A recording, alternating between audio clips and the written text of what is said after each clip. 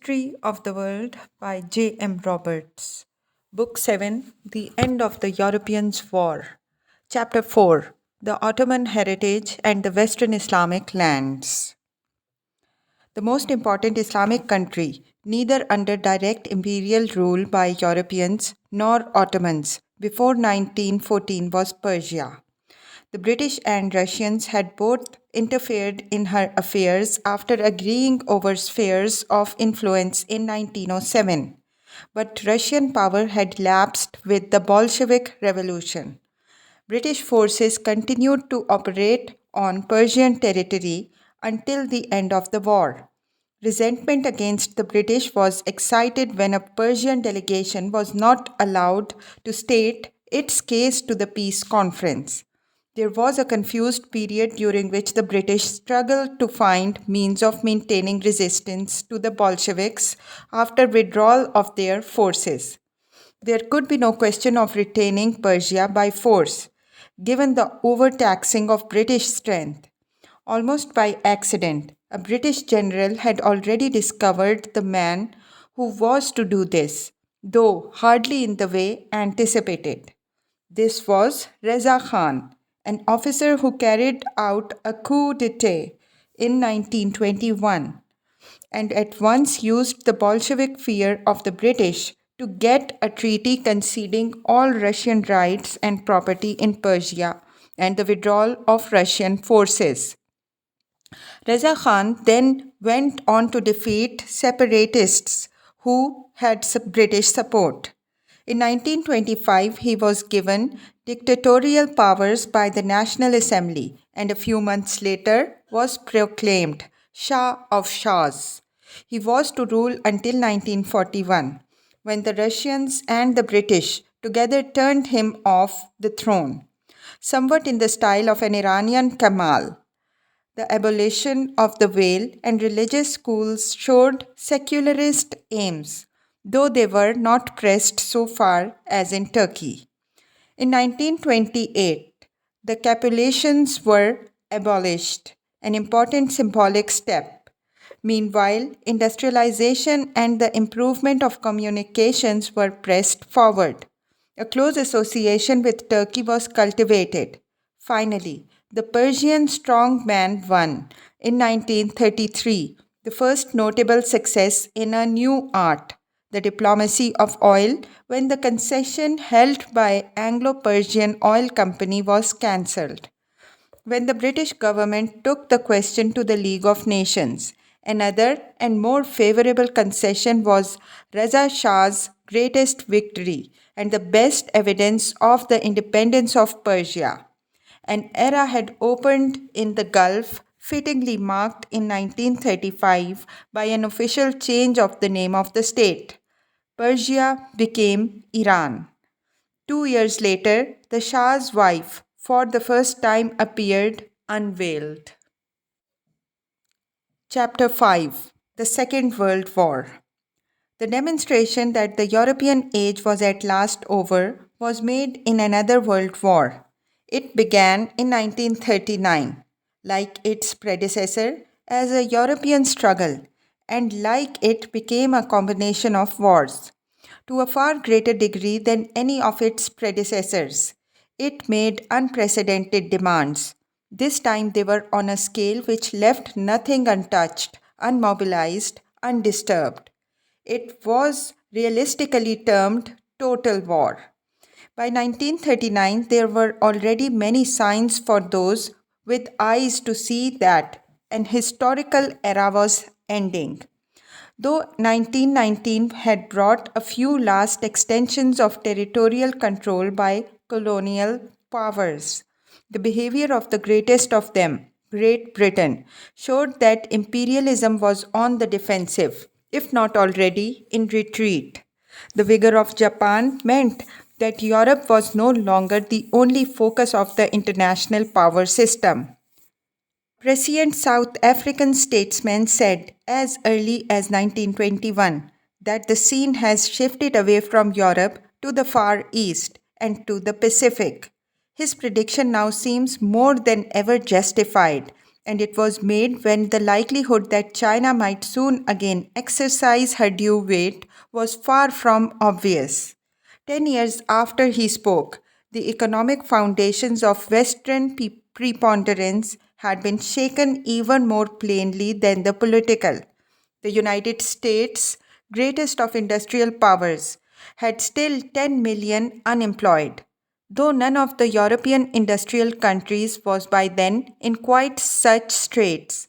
The confidence which took for granted the health of the basic foundations of the economic system had evaporated forever. Industry might be picking up in some countries, largely because rearmament was stimulating it. But attempts to find recovery by international cooperation came to an end when a World Economic Conference broke down in 1933. After that, each nation had gone its own way. Even the United Kingdom at last abandoned free trade. Laissez faire was dead, even if people still talked about it. Governments were by 1939 deliberately interfering with the economy as they had not done since the heyday of mercantilism. If the political and economic assumptions of the 19th century had gone, so had many others. It is more difficult to speak of intellectual and spiritual trends than of political and economic. But though many people still clung to old Ole, for the elite, which led thought and opinion, the old foundations were no longer firm. Many people still attended religious services, though only a minority, even in Roman Catholic countries. But the masses of the industrial cities lived in a post Christian world in which the physical removal of the institutions and symbols of religion would have made little difference to their daily lives. So did intellectuals. They perhaps faced an even greater problem than that of loss of religious belief, because many of the liberal ideas which had helped to displace Christianity from the 18th century were now being displaced in their turn. In the 1920s and 1930s, the liberal certainties of the autonomy of the individual, objective moral criteria, rationality, the authority of the parents, and an explicable mechanical universe all seemed to be going under along with the belief in free trade. The symptoms were most obvious in the arts. For 3 or 4 centuries, since the age of humanism, Europeans had believed that the arts expressed aspirations, insights, and pleasures accessible in principle to ordinary men, even though they might be raised to an exceptional degree of fitness in execution or be specially concentrated in form so that not all individual men would always enjoy them. At any rate, it was possible for the whole of that time to retain the notion of cultivated man, who, given time and study, could discriminate with taste among the arts of his time, because they were expressions of a shared culture with shared standards. This idea was somewhat weakened when the 19th century, in the wake of romantic movement, came to idealize the artist as genius. Beethoven was one of the first examples and formulated the notion of the avant-garde. By the first decade of the 20th century, though it was already very difficult for even trained eyes and ears to recognize art in much of what was done by contemporary artists. The most vivid symbol of this was the dislocation of the image in painting. Here, the flight from the representational still kept a tenuous link with tradition as late as Cubism. But by then it had long ceased to be apparent to the average cultivated man, if he still existed. Artists retired into a less and less accessible chaos of private visions, whose center was reached in the world of Da and Surrealism. The years after 1918, are of the greatest interest as something of a culmination of disintegration in the arts. In surrealism, even the notion of the objective disappeared, let alone its representation. As one surrealist put it, the movement meant thought dictated in the absence of all control exerted by reason and outside all aesthetic or moral preoccupations. Though chance, symbolism, shock, suggestion, and violence, the surrealists sought to go beyond consciousness itself. In so doing, they were only exploring what many writers and musicians were trying to do at the same time. Such phenomena provide evidence in widely different forms of the decay of the liberal culture, which was the final outcome of the high civilization of the European age. It is significant that such disintegratory movements were often prompted by a sense that the traditional culture had been too limited in its exclusion of the resources of emotion and experience, which lay in the unconscious. Probably few of the artists who would have agreed with this would actually have read the work of the man who, more than any other, gave the 20th century a language and stock of metaphors with which to explore this area, and the confidence that it was there that the secrets of life lay. This was Sigmund Freud, the founder of psychoanalysis. He thought he had a place in the history of culture beside Copernicus or Darwin, for he changed the way educated men thought of themselves. Freud himself made conscious comparisons, describing the idea of the unconscious as the third great insult to narcissism of humanity, after those delivered by heliocentricity and evolutionary theory. He introduced several new ideas into ordinary discourse, the special meanings we now give to the words complex and obsession, and the appearance of the familiar terms Freudian slip and libido are monuments to the power of his teaching. His influence quickly spread into literature, personal relations, education, politics. Like the words of many prophets, his message was often distorted. What he was believed to have said was much more important than the specific clinical studies which were his contribution to science. Like that of Newton and Darwin, Freud's importance lay beyond science, where his influence was less than theirs, and in providing a new mythology. It was to prove highly corrosive.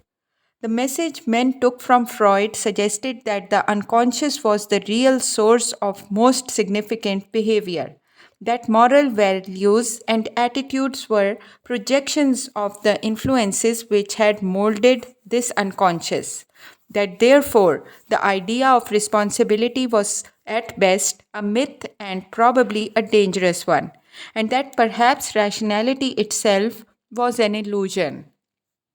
It did not matter much that Freud's own assertions would have been nonsense had this been true. This was what many people believed he had proved, and many still believe.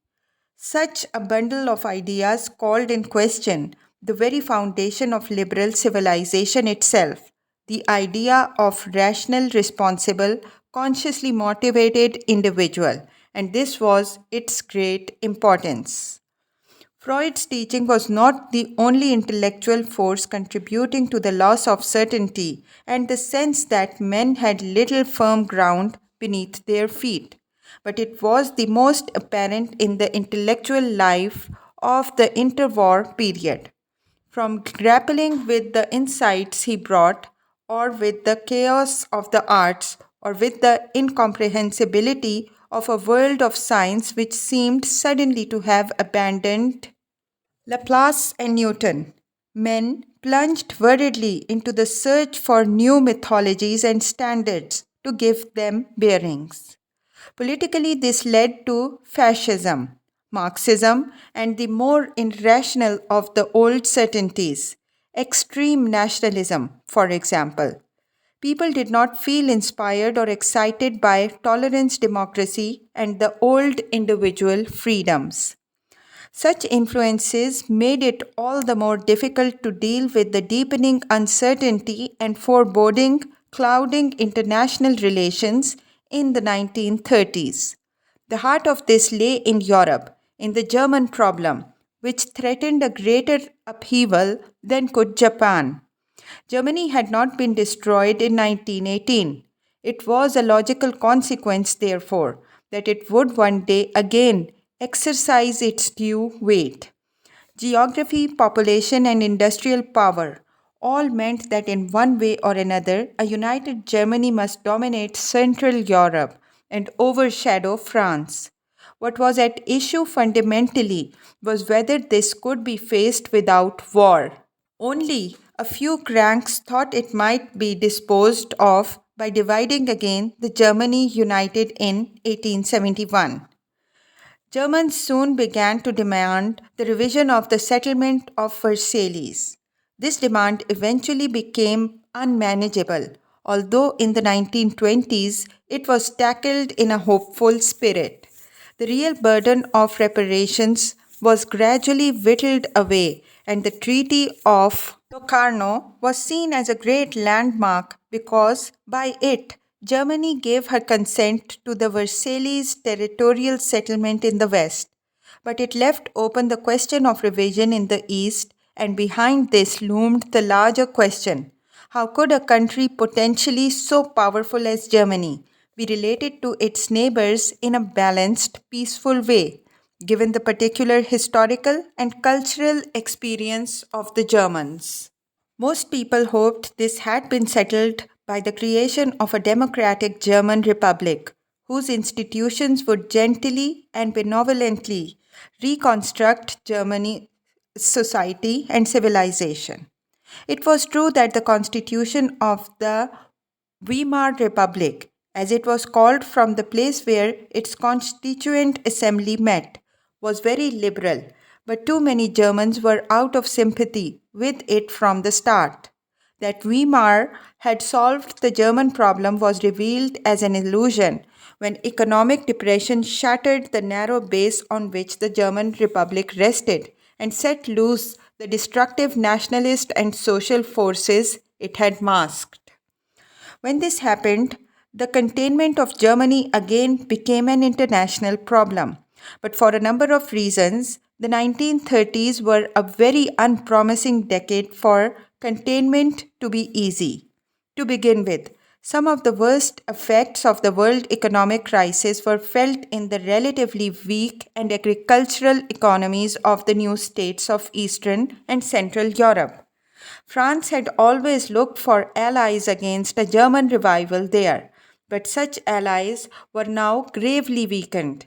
Furthermore, their very existence made it doubly difficult to involve Russia, again an indisputable, if mysterious, great power, in the containment of Germany. Her ideological distinction presented barriers enough to cooperation with the United Kingdom and France, but there was also her strategic remoteness. No Russian force could reach Central Europe without crossing one or more of the Eastern European states, whose short lives were haunted by fear of Russia and communism. Romania, Poland, and the Baltic states, after all, were built from, among other things, former Russian lands. Nor were the Americans of any help. The whole trend of American policy since Wilson had failed to get his countrymen to join the League, had been set back towards a self absorbed isolation which was, of course, suited to traditional ideas. Americans who had gone to Europe as soldiers did not want to repeat the experience. Justified apparently by boom in the 1920s, isolation was paradoxically confirmed by slump in the 1930s. When Americans did not confusedly blame Europe for their troubles, the question of debts from the warriors had great psychological impact because it was believed to be tied up with international financial problems. as indeed it was, though not quite as Americans thought. They felt distrustful of further entanglement. Anyway, the Depression left them with enough on their plate. With the election of a Democratic president in 1932, they were in fact at the beginning of an era of important change which would in the end sweep away this mood. But this could not be foreseen. The next phase of American history was to be presided over by the Democrats for 5 successive presidential terms, the first four of them after elections won by the same man, Franklin Roosevelt. To stand 4 successive times as presidential candidate was almost unprecedented. Only the unsuccessful socialist Eugene Debs also did so, to win astonishingly. To do so with, on each occasion, an absolute majority of the popular vote was something like a revolution. No earlier Democratic candidate since the Civil War had ever had won at all, and no other was to have won until 1964. Moreover, Roosevelt was a rich, patrician figure. It is all the more surprising, therefore, that he should have emerged as one of the greatest leaders of the early 20th century. He did so in an electoral contest which was basically one of hope versus despair. He offered confidence and the promise of action to shake off the blight of economic depression. A political transformation followed his victory, the building of a democratic hegemony on a coalition of neglected constituencies. The South, the poor, the farmer, the Negro, the progressive liberal intellectual, which then attracted further support as it seemed to deliver results. There was some degree of illusion in this. The New Deal on which the Roosevelt administration embarked was still not grappling satisfactorily with the economy by 1939. Nonetheless, it changed the emphasis of the working of American capitalism and its relations with the government. A huge program of unemployment relief with insurance was started. Millions were poured into public works. New regulation of finance was introduced, and a great experiment in public ownership was launched in a hydroelectric scheme in the Tennessee Valley. Capitalism was given a new lease of life and a new governmental setting. The New Deal brought the most important extension of the power of the federal authorities over American society and the states that had ever occurred in the peacetime, and it was reversible. Thus, American politics reflected the same pressures towards collectivism which affected other countries in the 20th century. In this sense, too, the Roosevelt era was historically decisive. It changed the course of American constitutional and political history as nothing had done since the Civil War, and incidentally offered to the world a democratic alternative to fascism and communism by providing a liberal version of large scale governmental intervention in the economy. This achievement is all the more impressive in that it rested almost entirely on the entrusted choices of politicians committed to the democratic process and not on the arguments of economists, some of whom were already advocating greater central management of the economy in capitalist nations. It was a remarkable demonstration of the ability of the American political system to deliver what people felt they wanted. The same machinery, of course, could also only deliver as a foreign policy what most Americans would tolerate. Roosevelt was much more aware than the majority of his fellow citizens of the dangers of persistent American isolation from Europe's problems.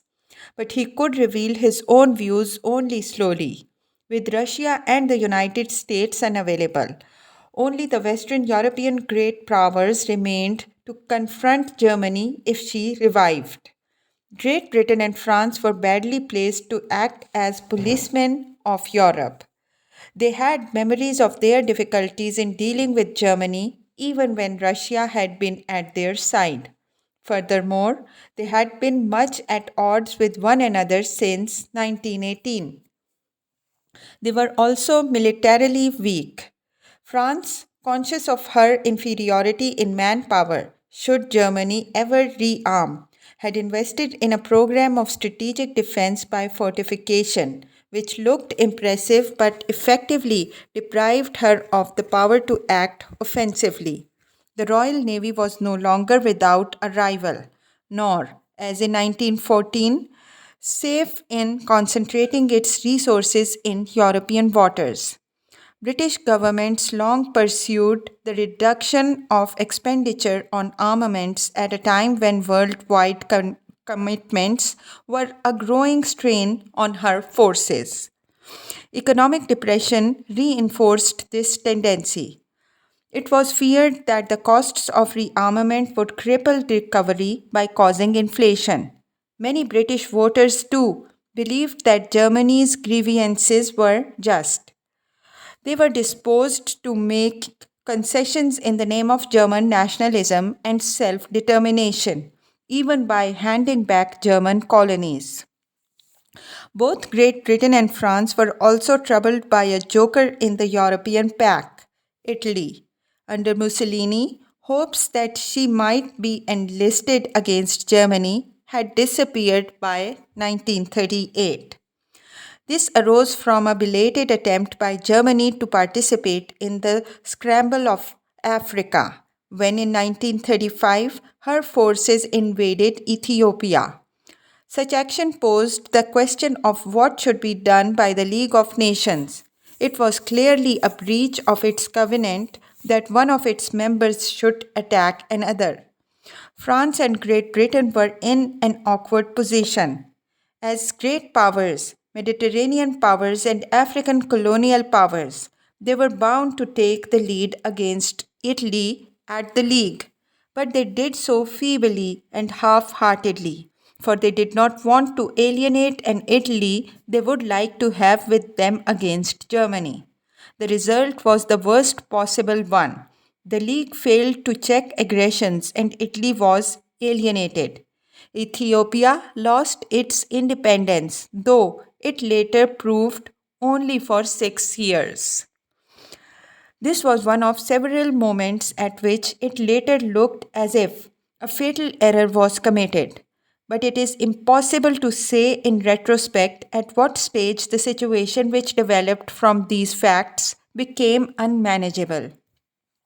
Certainly, the emergence of a much more radical and ferociously opportunist regime in Germany was the major turning point, but the Depression had preceded this and made it possible. Economic collapse also had another important effect. It made plausible and ideological interpretation of events in the 1930s and thus further embittered them. Because of the intensification of class conflict which economic collapse brought with it, interested politicians sometimes interpreted the development of international relations in terms of fascism versus communism, and even of right versus left or democracy versus dictatorship. This was easier after Mussolini, angered by British and French reactions to his invasion of Ethiopia, came to ally Italy to Germany and talked of an anti communist crusade. But this was misleading too. All ideological interpretations of international affairs in the 1930s tended to obscure the central nature of the German problem and therefore to make it harder to tackle. Russian propaganda was important too. During the 1930s, her internal situation was precarious. The industrialization program was imposing grave strains and sacrifices. These were mastered, though perhaps also exaggerated, by a savage intensification of dictatorship, which expressed itself not only in the collectivization struggle against the peasants, but in the turning of terror against the cadres of the regime itself from 1934 onwards. In 5 years, millions of Russians were executed, imprisoned, or exiled, often to forced labor.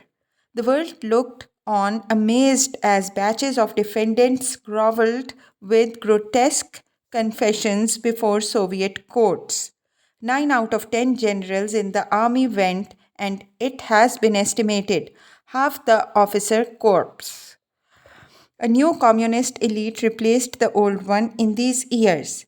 In 1939, over half the delegates who had attended the Party Congress of 1934 had been arrested.